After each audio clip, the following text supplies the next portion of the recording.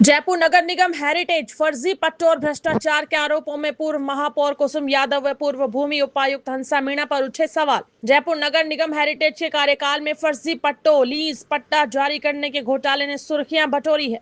पूर्व महापौर कुसुम यादव और पूर्व भूमि उपायुक्त हंसा मीणा, जो कुसुम यादव की ओएसडी भी रह चुकी है, पर करोड़ों रुपए की सरकारी जमीन में अनियमितताओं, सर्वे नंबर हेरफेर और फर्जी पट्टे जारी करने के आरोप लगे हैं।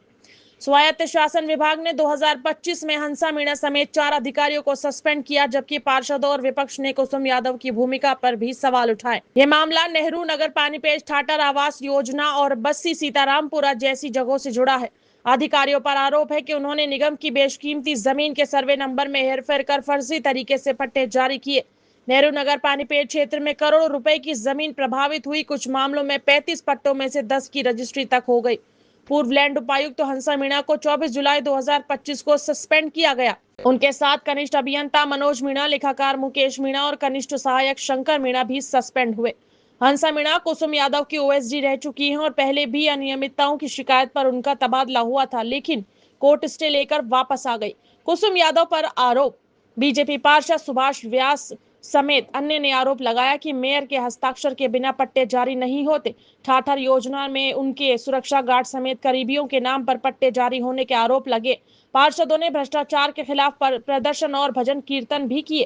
कांग्रेस पार्षदों ने भी कुसुम यादव की संलिप्तता का आरोप लगाते हुए उनको हटाने की मांग की। कुसुम यादव सितंबर 2024 में कार्यवाहक महापौर बनी। मुनेश गुर्जर के निलंबन के बाद उन्होंने भ्रष्टाचार पर जीरो टॉलरेंस का वादा किया था, लेकिन उनके कार्यकाल में ही पार्षदों ने उनके खिलाफ मोर्चा खोल दिया। जांच कमेटी गठित हुई। रिपोर्ट के आधार पर सस्पेंशन हुए। एफआईआर और आगे की कार्रवाई की मांग जारी है। कुछ रिपोर्ट्स में ठाटर और बस्सी सीतारामपुरा योजनाओं का भी जिक्र है, जहां सरकारी जमीन सस्ते में बांटी गई।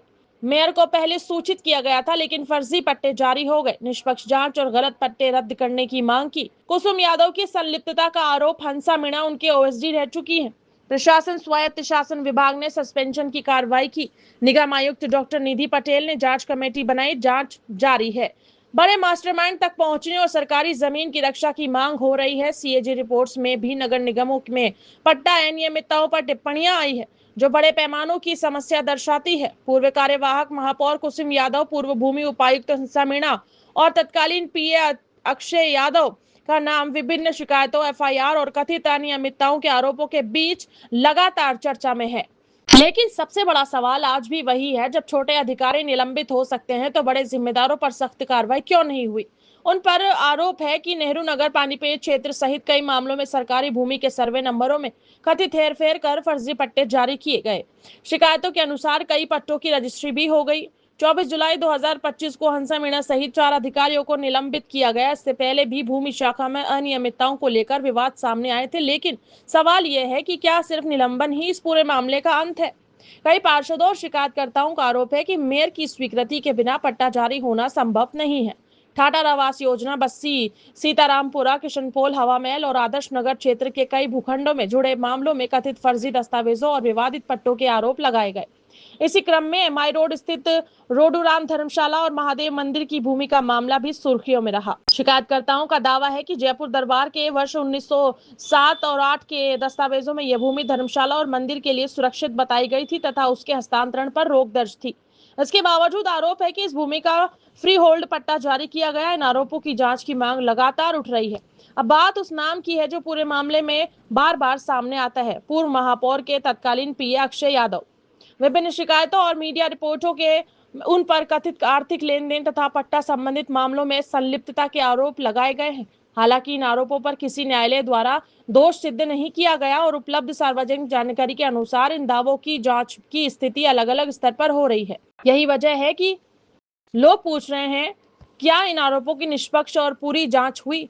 माणक चौक थाने में एफआईआर दर्ज हुई, जांच समितियां बनी, अधिकारियों पर कार्रवाई भी हुई, लेकिन बड़े नामों तक जांच आखिर क्यों नहीं पहुंची।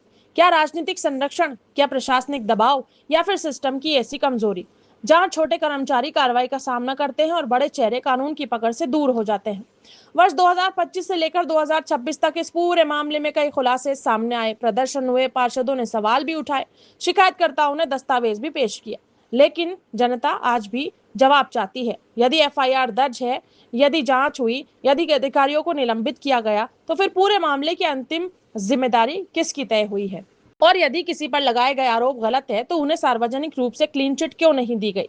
यह मामला केवल फर्जी पट्टों का नहीं बल्कि जनता के विश्वास का है। आखिर करोड़ों रुपए मूल्य की सरकारी जमीनों से जुड़े मामलों में अंतिम सच क्या है?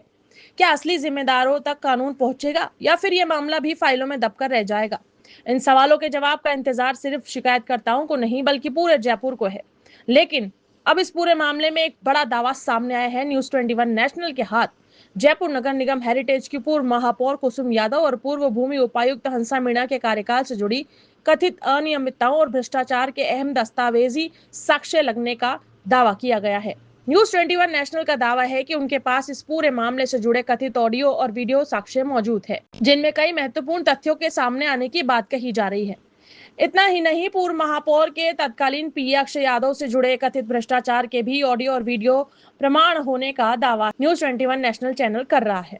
न्यूज 21 नेशनल का कहना है कि इन सभी तथ्यों, दस्तावेजों और कथित साक्ष्यों का विस्तृत खुलासा जल्द ही एक विशेष खोजी रिपोर्ट के माध्यम से किया जाएगा। आखिर इन कथित ऑडियो वीडियो में क्या है, किन नामों का जिक्र सामने आता है और क्या इन दावों से फर्जी पट्टा प्रकरण में कई अनसुलझे सवालों के जवाब मिल पाएंगे?